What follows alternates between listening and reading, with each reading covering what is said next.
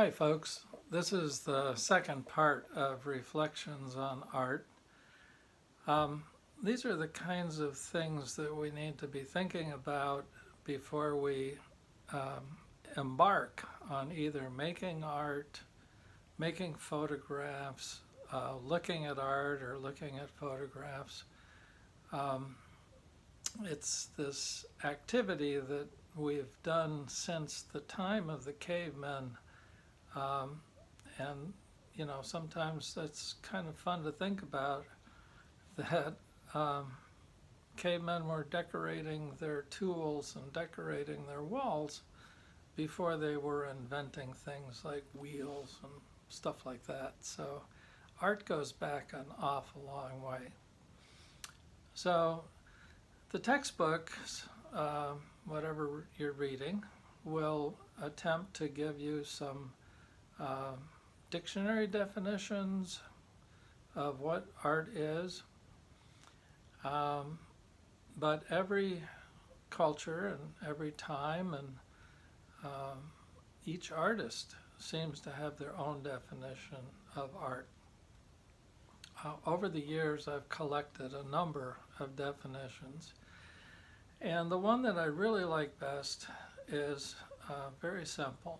And see if my sticky board works. So our first thing is art is. Oh boy, that's a writing prompt. I could present that to some of the kids over at ASU and they could write a whole book on what art is. But the quote that I'm wondering about here is that art is the outer expression. Expression. Yes, some people say, I make art because I like to express myself. And I have this need. I don't feel quite right, but if I pick up my guitar and I play, if I grab a sketch pencil and a sketchbook and I sit down, and or if I just look at a piece of, look at a painting on the wall, okay? So it's expression. Art is expression. So art is the outer expression, and the last thing is of inner growth. So I like to bring this up at the beginning of all of my classes. And it's kind of like I say, there's a parallel here. Our culture values going to the gym. It values making your body work and making your muscles grow, your Pilates, whatever type of circuit work that you're doing. And we share what the ancient Greeks kind of shared, and that was, oh, beautiful body and beautiful spirit. But I remember in college taking a weight training class, and the first thing that they did was they gave us a baseline set of exercises. And how many curls could you do? And how much weight could you do? And then during the semester, week by week by week, they would keep a chart. And it was like your body was growing. It wasn't inside that you were growing, it was your body that was growing. And so that's a value that we have in our society, to try and feel good and stay healthy and have a good body. But then there's this other thing, and I mentioned it earlier, and I call it soul food.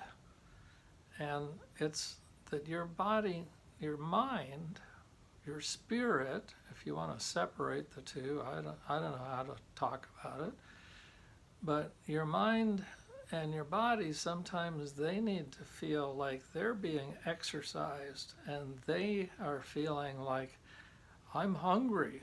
Well, your body says I'm hungry, and you have to go to the kitchen and fry up some eggs and have something to eat. But when your mind or your spirit says that it's hungry, sometimes we turn to art.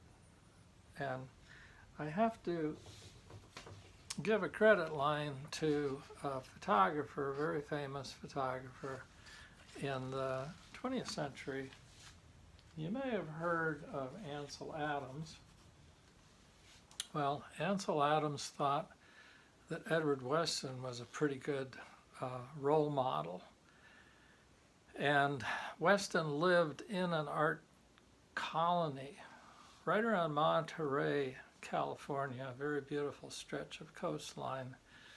And Edward Weston would rub shoulders with poets and painters, writers, and this is what he came up with. He said, everybody here is in the act of exercising their creativity. They're making some kind of external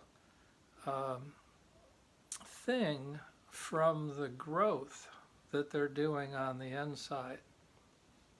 And I encourage all of my students who are in the art making process to read books, stay informed about cultural matters, stay informed about science, definitely.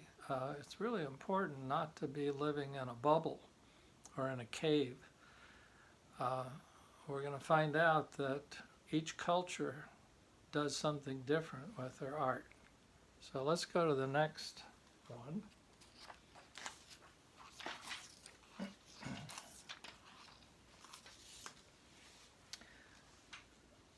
And the next thing that I want you to think about is art is a foreign language. Yeah, we ought to put it in the language department. There's French, there's German, there's Arabic, all sorts of different languages, but seldom do we think of photography or art as a foreign language. Well, languages communicate. I've had the joy of doing some traveling in countries where I did not speak the language. But what I did was what I think everybody would do in that situation.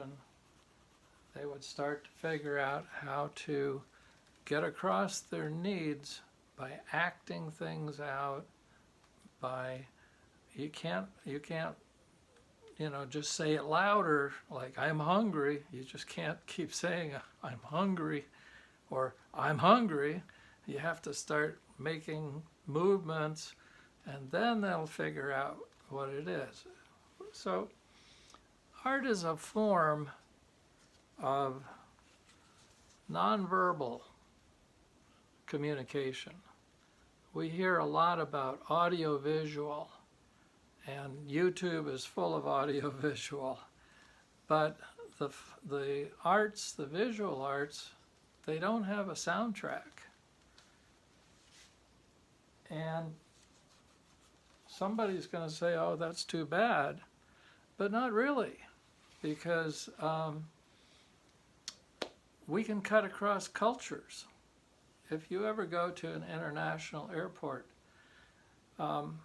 you will see signs that have pictures on them. And that's the reason for that is that if people printed out the wording,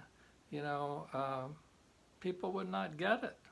But people from different backgrounds and different languages, they look at something, and as long as their culture is similar, then they can figure it out.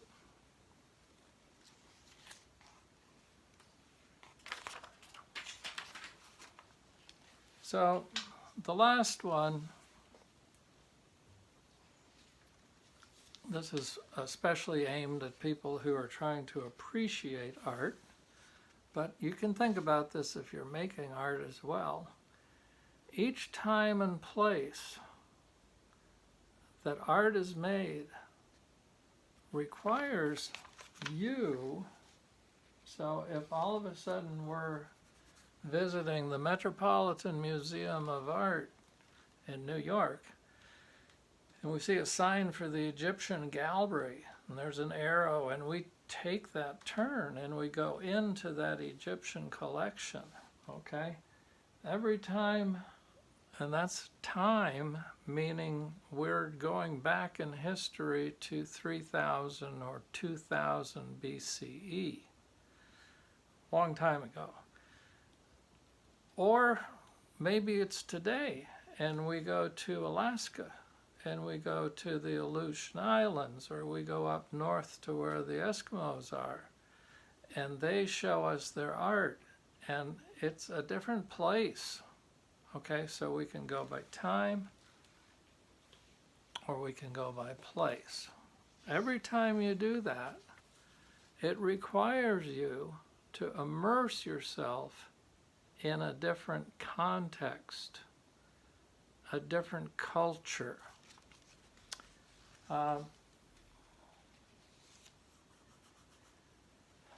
As we grow from infants to toddlers to preschoolers to elementary school to high school to college, we're bathed all of the time. We're bathed in media. We have entertainment. We have all kinds of cultural norms that we indulge in. And by the time we get to college, we feel pretty comfortable that we understand the world. And we do. We understand our world. We understand a lot about what makes our culture tick. But when we go to the museum and we take a turn and we go into the Egyptian time, we're not going to understand or appreciate the Egyptian art until we can put on a different pair of glasses. Every time you go to a different time or a different place, you need to change your perspective. You can't say, by 21st century American standards, I would judge this art inferior. That's unfair. These are time capsules.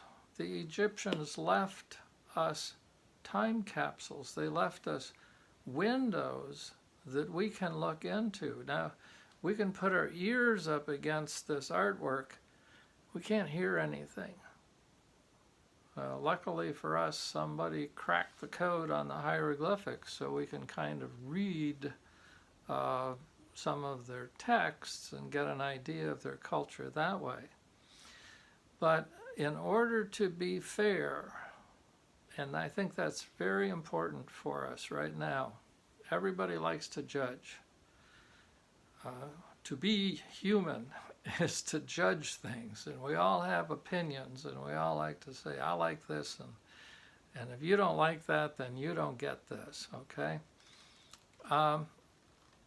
If you study art, maybe it's from one photographer to another, or maybe it's from one time period in art history to another time period in art history, or maybe it's even your own body of work, you know, that as an 8th grade student you have a portfolio of artwork, and now you're in college and you're looking at your earlier work and your later work.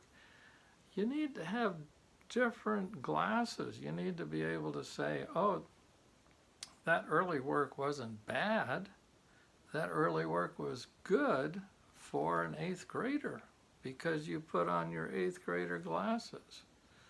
And if you go into an Egyptian art gallery and you start scratching your head and you start to say, yeah, well, I don't get it, so I guess this is bad.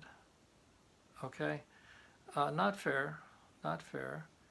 A lot of museums, they'll have information posted on the wall, and you can read about burial rites, and you can read about Egyptian cosmology and religion and who Horus was and why it was important.